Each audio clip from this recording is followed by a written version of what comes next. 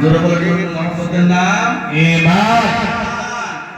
নবীর পিছনে মুনাফিকরা নামাজ পড়তো। মুনাফিকরা নামাজ পড়েন, কিন্তু এই ধরনের নামাজীকে আল্লাহ তাআলা বলেছেন ওমা হুম বিমুমিনিন। এরা নামাজ পড়ার পরেও, রোজা রাখার পরেও, হজ করার পরেও, যাকাত দেওয়ার পরেও ওমা হুম বিমুমিনিন, এরা মুমিন নয়। জোরে বলেন সুবহানাল্লাহ। সুবহানাল্লাহ। মুমিন হবে নবীর প্রেমের বদৌলতে, নবীর ভালোবাসার বদৌলতে। জোরে বলেন সুবহানাল্লাহ। তো আমরা নবীর প্রেম নিয়ে দুনিয়ায় জিন্দেগি কাটাইয়ে কবরে হাসরে ফুলসিরাতে এই চক্ষু দ্বারা নবী দেখতে চাই কি চাই না? চাই কি চাই না? তো ভাইরা বাবা আমার, সাইয়্যিদিনা হযরতে আলী, কি নাম বললাম? সাইয়্যিদিনা আলী রাদিয়াল্লাহু তাআলা আনহু একদিন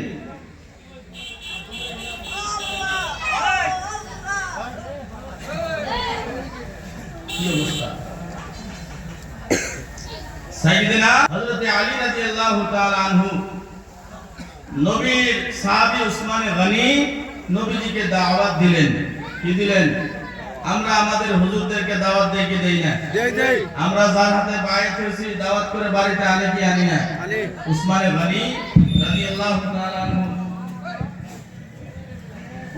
নারে তাকবীর। মুফতি মুজিবুর রহমান আজারি সাহেব, নারে তাকবীর, নারে রিসালাত।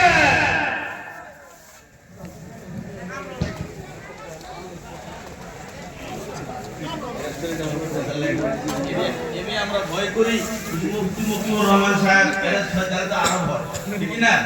আপনাদের লাগে না, যার জন্য তো মানে আগে ভাগে আমরা সাহেব হয়ে ভালো। তো সবাই ভিতরে আসেন। যারা গেটের দাঁড়ায় রয়েছে, দাঁড়ায় ভিতরে আসেন। আপনারা ভিতরে আসেন, ওখানে দাঁড়াবেন না, ভিতরে আসেন। আপনারা কয়েকবার টকশো দেখেছেন, আমি নিজের সাথে গেছি। আলহামদুলিল্লাহ, বাতিলের পক্ষে মুফতি মুজিবুর রহমান সাহেবকে আহলে সুন্নাত ওয়াল জামাতকে বিজয় দান করছে কি করছে না? করছে। সবাই বলেন করছে কি করছে না? আমরা আহলে সুন্নাত ওয়াল জামাতের পক্ষে, হকের পক্ষে থাকতে চাই কি চাই না? চাই। কি বলতেছিলাম? নবীজি আমাকে হুজুর বলছেন অল্প সময় 10 মিনিট সময় বলি। নবীজিকে দাওয়াত দিলেন। উসমান গনি দাওয়াত দিয়ে বাড়িতে নিয়ে গেলেন। নবীজি যায়, হাঁটতেছেন, কদম মুবারক উসমান গনি রাদিয়াল্লাহু তাআলা আনহু হিসাব করতেছেন। বলেন সুবহানাল্লাহ। আল্লাহর নবী রাহমাতুল লিল আলামিন সাহাবায়ে কেরাম নিয়ে আল্লাহর নবী উসমান গনি রাদিয়াল্লাহু তাআলা আনহু বাড়িতে হাজির হয়ে গেলেন। সুন্দর খানা খাওয়াইলেন, অনেক সুন্দর খানা খাওয়ানো হলো। কদমে কদমে আল্লাহর নবী রাহমাতুল লিল আলামিনের গোলাম আজাদ করে দিলেন।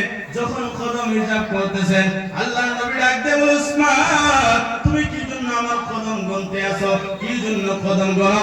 পাও করতে কি জন্য আসো? উসমান গনি রাদিয়াল্লাহু তাআলা আনহু ডাক দিয়ে বলেন, ইয়া রাসূলুল্লাহ, ইয়া হাবিবাল্লাহ, নবী গো,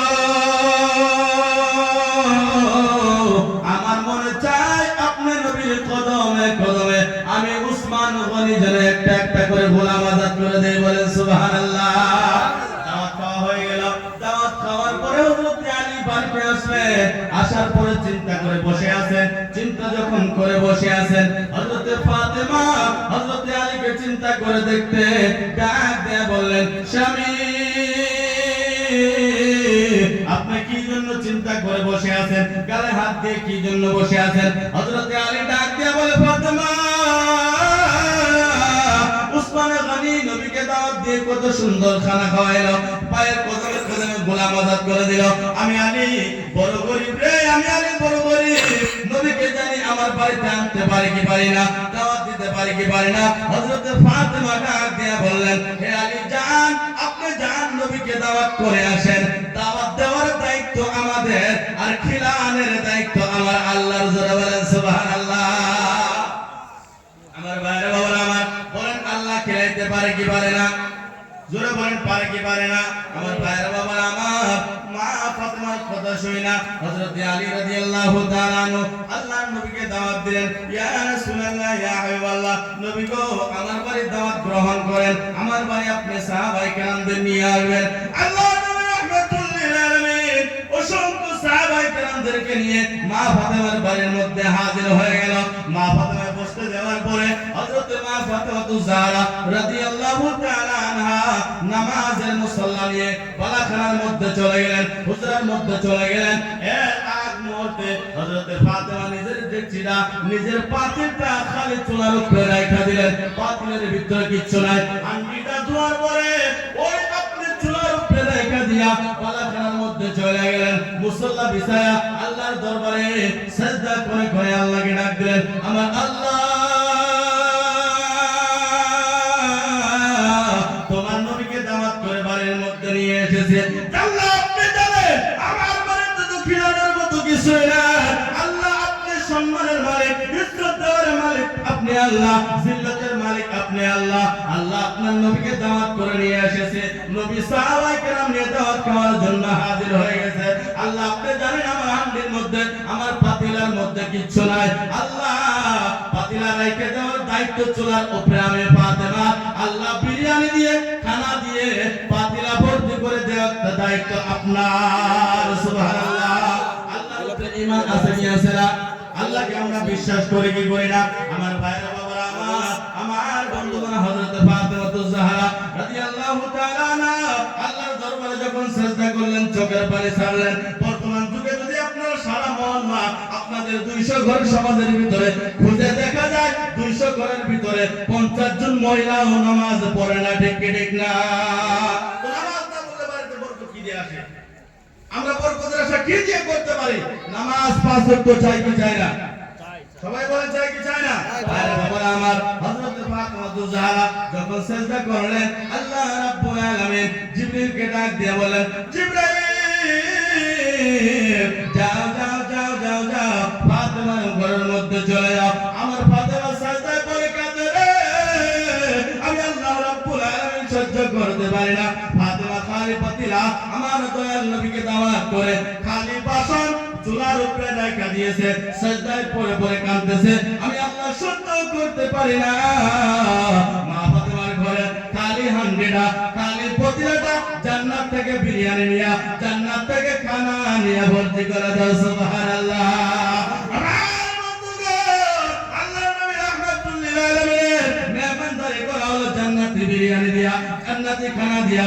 সাহাবায়ে কেরামরা খানা খাইলেন, খানা খাওয়ার পরে এত সব জান্নাতি খানা খানা খাইতে খাইতে সাহাবায়ে কেরামরা খানা খাইলেন, আল্লাহর নবী খানা খাইলেন। সাহাবারা একে অপরের সঙ্গে আলোচনা করতে আছে, এত সুন্দর খানা তো খাই নাই। মদিনার গলিতে মদিনার ভিতরে কত বড় বড় বাড়িতে দাওয়াত খাইলাম, কত ধনী বাড়ির ভিতরে দাওয়াত খাইলাম, এত সুন্দর খানা তো কোথাও পাওয়া যায় না।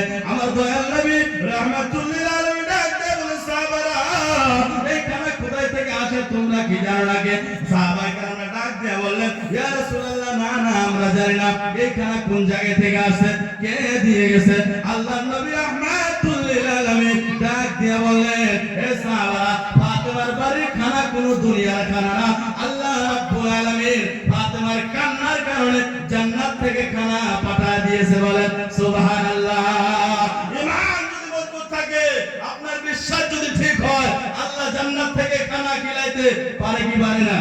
আমার ভাইরা বাবারা আমার ফাতেমা যখন খানা খাওয়া দাওয়া শেষ হয়ে গেল আবার মুসাল্লা নিয়ে মুসাল্লা বিছায়া সিজদায় পড়ে পড়ে কান্না শুরু করে দিল।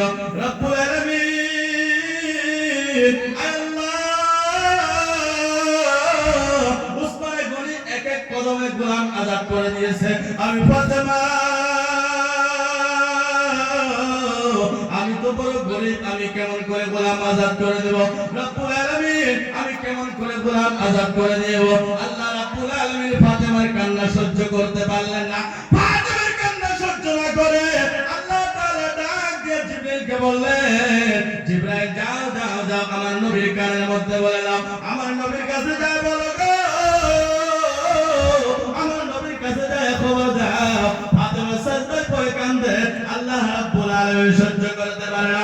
নবী গো উসমান গনি আপনার কদমে কদমে এক একটা করে গোলাম আজাদ করে দিয়েছে মা ফাতেমার সাজদার কারণে মা ফাতেমার কান্নার কারণে আল্লাহ রাব্বুল আলামিন মা ফাতেমার এক সাজদার কারণে চোখের পানির কারণে এক একটা জাহান্নামকে আপনার এক এক কদমের বদলায় maaf করে দিয়েছে জোরে বলেন সুবহানাল্লাহ আমার দয়াল নবী নূরের সবে আর না জগতে বলেন দয়াল নবী নূরের সবে আর না জগতে মা ফাতেমা সাজদা করেছেন এক একটা সাজদার বদৌলতে আল্লাহ তাবারক ওয়া তাআলা নবীর এক এক কদমে আল্লাহ তাআলা এক একজন জাহান্নামীকে maaf করে দিয়েছে বলেন সুবহানাল্লাহ আমার ভাইরা বাবারা আমার এইজন্য নবীর সুন্নাত মেনে চলবেন নবীর প্রেম অন্তর নিয়ে চলবেন আহলে সুন্নাত ওয়াল জামাত মাসলাকে আলা হযরতের উপরে জিন্দেগি কাটাবেন দুনিয়াও ভালো হবে আখিরাতও ভালো হবে কবর হাসর ফুলসিরাত সব জায়গায় আল্লাহ তাআলা ভালো করবে আল্লাহ যেন আমাদের শেষ নিঃশ্বাস মাসলাকে আলা হযরতের উপরে ত্যাগ করার তৌফিক দান করে দেন সকলে বলে আমিন ভাইরা বাবারা আমার এখন যেহেতু আমাদের মুফতি সাহেব আসছেন এখন তো আর আমার কথা বল